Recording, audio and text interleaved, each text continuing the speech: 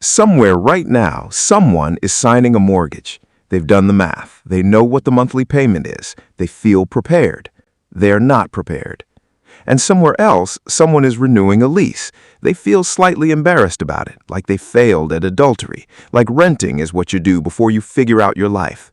Both of them are operating on incomplete information, and that incomplete information is costing them in completely different ways that nobody in the room bothered to mention.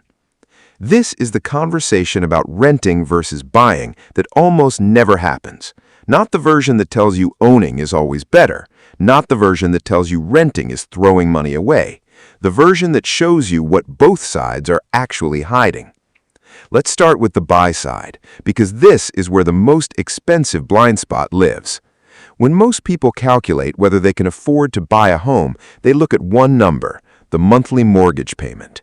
That number feels real. It's the number the bank gives you. It's the number you compare to your current rent. And if it's close enough, you sign. But the mortgage payment is not the cost of owning a home.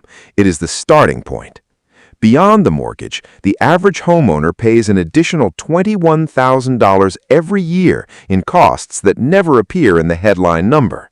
Property taxes, insurance, maintenance and repairs, utilities. These are not surprises. They are guaranteed. The only surprise is how many buyers never calculate them before signing.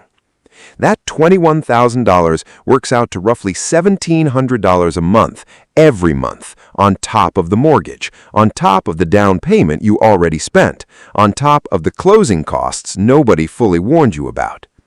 And maintenance is the number that really catches people off guard.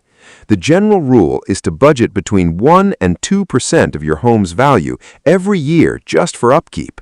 On a $400,000 home, that is $4,000 to $8,000 a year before anything breaks. When something breaks, the number goes up. The roof, the water heater, the HVAC system, these don't ask for permission and they don't arrive at convenient times. Nearly half of homeowners in a recent study said maintenance and hidden costs were more expensive than they expected. That is not a small minority. That is almost every other person who bought a house. Now, here's where it gets genuinely uncomfortable, because the hidden costs of buying are real, but renting has its own hidden cost, and it's different, and it's almost never talked about honestly. The hidden cost of renting is not the monthly payment. The hidden cost is what you do not build while you pay it. Homeowners in most markets are sitting on something renters are not: equity. Forced savings that accumulates every single month, not because they were disciplined, but because the structure of a mortgage demands it. Part of every mortgage payment reduces what you owe. Over years, that reduction compounds. Add in home appreciation, and you have a mechanism that builds wealth almost automatically, whether the homeowner is paying attention or not. The numbers are stark.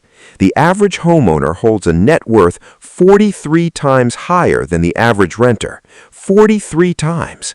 That gap is not entirely about the house. It involves income, age, and life circumstances. But the house is a significant part of it, because the house forced savings in a way that renting simply does not. When you rent, that money leaves and builds nothing on your side of the ledger. Your landlord's equity grows. Yours does not. So here is the irony the debate always misses. Buying costs more than you think, renting costs more than it looks, and neither side is being honest about what the other is hiding. Now contrast the hype with reality, because this is where most people get misled. The hype on the buy side says owning is always an investment, always building wealth, always the smart long-term play. The reality is more conditional. Whether buying beats renting financially depends on three things almost entirely: how long you stay, what you do with the difference if you rent, and which market you are in. On the staying question, research consistently shows that buying only breaks even with renting after roughly 5 years in most markets. Before 5 years, the upfront costs, closing costs, the transaction fees, the maintenance outlays, all of it means buying is the more expensive choice. After 5 years, the equity and appreciation begin to matter. The math shifts. On the investment question, here's the uncomfortable data point. The stock market has historically returned around 7 to 8% annually over the long run. Home appreciation has averaged closer to 4 to 5%. If a renter takes the difference between their rent and what a mortgage would cost and consistently invests that difference, the math can favor renting. The critical word is consistently. Almost nobody does this. Almost nobody takes the lower housing cost and channels it into compounding assets.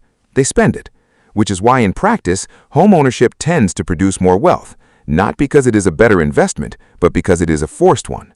And on the market question, the calculation looks completely different depending on where you live. In some cities, buying costs nearly twice what renting does month to month. In others, buying and renting are close enough that the equity argument becomes decisive quickly. There is no universal answer.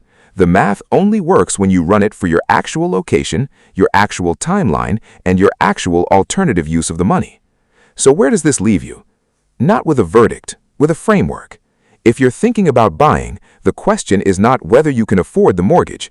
It is whether you can absorb $21,000 a year in additional costs without it disrupting everything else you're building, and whether you'll stay long enough for the equity to outrun the transaction costs. If you're renting, the question is not whether you're wasting money. The question is what you are doing with the financial flexibility renting provides. Because if the answer is nothing, then the renter who invests is doing better than you, and the homeowner who forces savings through equity is doing better than you too. The actual hidden cost of this debate is not the maintenance bill or the rent check. It's the decision made without running the full numbers, in the direction that felt emotionally right at the moment that felt financially ready, without ever asking what the complete picture actually looks like. Most people never ask, and the house or the lease reflects that.